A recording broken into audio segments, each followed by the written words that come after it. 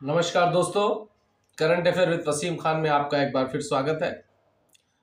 दोस्तों, आज मैं आपको कुछ इम्पोर्टेंस बात बताने आया हूं सहारा प्रबंधन की और सरकार की, और कुछ आपसे अपील करने भी आया हूं। दोस्तों, अगर आपने हमारे इस चैनल को अभी तक सब्सक्राइब नहीं किया है तो आपसे निवेदन है कि हमारे इस channel current affair with Wasim Khan को सब्सक्राइब करें, लाइक करें, शेयर करें। और मैं आपके बीच में इसी तरह से अंदर खाने की रिपोर्ट आपके लिए वीडियो बना करके लेकर आता हूं। तो दोस्तों, आइए शुरू करें। सबसे पहले अपील यह है कि आज 7 तारीख है। 10 तारीख को दिल्ली के रामलीला मैदान में आपको, निवेशकों को, जमाकर्ताओं को, सहारा के भुक्तभोगियों को अपना प्रदर्शन दिखाना है। 27 तारीख से जंतर मंतर पे जो आंदोलन न्याय मोर्चा के नेतृत्व में चल रहा था, वो आंदोलन अब 10 तारीख को यानी 10 जनवरी को रामलीला मैदान में पूरे देश के सहारा पीड़ितों से आह्वान किया गया है कि वो पहुंचे, तन से पहुंचे, मॉरल सपोर्ट करें, लेकिन हिस्सेदारी उसमें लें, ऑनलाइन हिस्सेदारी लें। उसकी वजह यह है कि आपको अपना शक्ति प्रदर्शन करना है।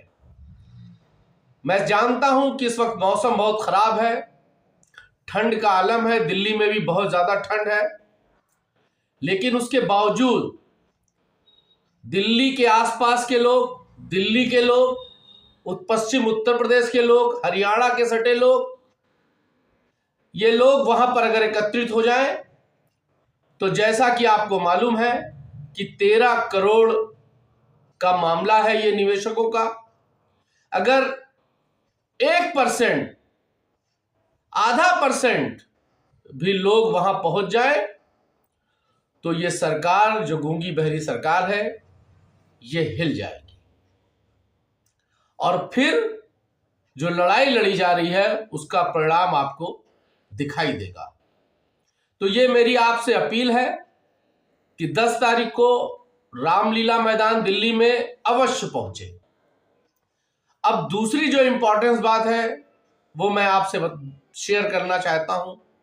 इसके पहले भी मैंने बताया था कि प्रबंधन के लोग, सहारा प्रबंधन के लोग, खास करके सहारा श्री सुब्रत राय की पत्नी स्वप्ना राय, इस बात को लेकर के अडिग है और उसके लिए कोई भी कुर्बानी और कोई भी चीजों को फेस करने के लिए तैयार है कि वो किसी भी तरह से सहारा निवेशकों का पाई पाई वापस हो जाए।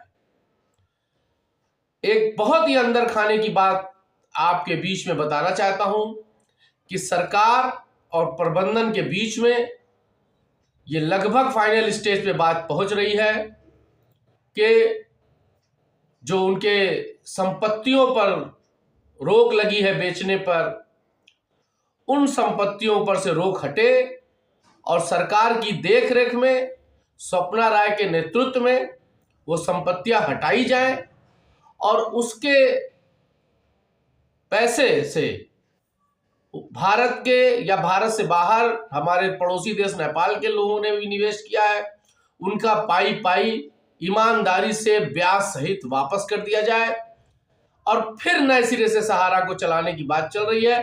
ये खैर दूसरा विषय हो जाएगा, पहला विषय यही है। तो उसके लिए करना क्या है?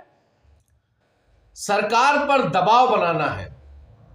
बुरा मत मानिएगा, लेकिन सच ये है कि हम हो या आप हो, हम लोग एक दूसरे पर निर्भर है कि वो कर देंगे, वो पहुंच जाएंगे, वीडियो बना देंगे। लेकिन जब तक आपका शक्ति प्रदर्शन नहीं होगा, जब तक सरकार को आपकी संख्या फील्ड में नजर नहीं आएगी, तब तक सरकार दबाव में नहीं आएगी। सॉरी, सरकार को दबाव में लाने के लिए आपको 10 तारीख को रामलीला मैदान में अपना प्रदर्शन, अपना शक्ति प्रदर्शन और अपनी एकता का प्रदर्शन करना है। जब आप ये प्रदर्शन कर देंगे तो यकीनन जो प्लानिंग मैंने आपसे बताई कि सारी सब कुछ चीजें लगभग लाइन पर है, फिट पर है, स्थितियां अनुकूल हैं आपके, और जब आप अपना शक्ति प्रदर्शन कर देंगे और सरकार ये कन्विंस हो जाएगी कि हाँ लोग वाकई दबाव में है, क्योंकि सरकार ने पोर्टल बनाया, पोर्टल में इतने नियम कानून बनाए कि पोर्टल 1% लोगों को भी पैसा मुहैया नहीं करा पाया, जिसकी वजह से सरकार पोर्टल का प्लान तो फेल हो गया, लगभग फेल, नाकाम की तरफ हो गया। और सरकार को यह लगा कि लोगों में इच्छा शक्ति नहीं है। और अब लड़ाई, मैंने पहले भी कहा था कि लड़ाई सहारा के ब्रांच से पैसा वापसी की होनी चाहिए। और उसी कड़ी में मैं आपसे पीछे लेकर के वीडियो आया हूं कि अगर आपने 10 तारीख के प्रदर्शन को रामलीला मैदान को खचाखच भर दिया तो यकीन मानिए फिर ये सरकार की चूल्हे हिलेंगी और सरकार को लगेगा ये 13 करोड़ जो निवेशक है, अगर एक परिवार में 5 लोग हैं तो 65 करोड़ लोग इफेक्टेड है और 65 करोड़ लोगों का लाभ हो जाएगा। अगर लाभ क्या कहूं, नुकसान ही है, लेकिन हमारा पैसा जो डूबा है वो मिल जाएगा। अगर आपने अपना शक्ति प्रदर्शन किया, मैं आप सभी समाज सहारा जमाकर्ताओं से अपील कर रहा हूं और ये कि आप एन केन प्रगेन चाहे जैसे रामलीला मैदान में 10 जनवरी को पहुंचिए, वहां के आंदोलन को कामयाब बनाइए। और आपको एक अंदर खाने की बात बताऊं कि उस आंदोलन को सफल बनाने में, चलिए मैं अगले वीडियो में बताऊंगा आपको, अभी बात लंबी हो जाएगी, लेकिन आंदोलन को सफल बनाना है और सफल बना करके ही अपना भुगतान हमको पाना है। और मैंने देखा कि तमाम लोग दिल्ली में डेरा डाले हुए हैं, जंतर मंतर से लेकर के, और अब रामलीला मैदान में भी।